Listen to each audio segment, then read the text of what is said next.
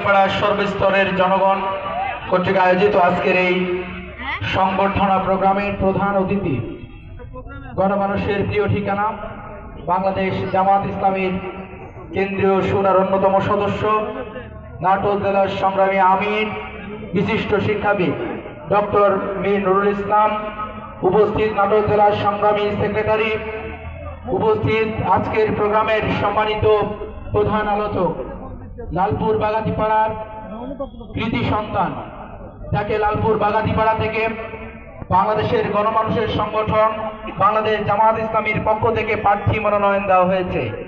আমাদের সকলের প্রিয় মৌলানা আবুল কালাম আজাদ, উপস্থিত বিভিন্ন পর্যায়ে দায়িত্বশীল ভাইরা, আমাদের মাঝে আরো উপস্থিত রয়েছেন বাংলাদেশ জামাত ইসলামী নাটোর 4 আসনের সম্মানিত মনোনীত প্রার্থী মৌলানা আব্দুল হাকিম ভাই সহ বিভিন্ন পর্যায়ের দায়িত্বশীল এবং আজকের সম্মানিত উপস্থিতি। আসসালামু আলাইকুম ওয়া রাহমাতুল্লাহ। আপনারা সবাই ভালো আছেন?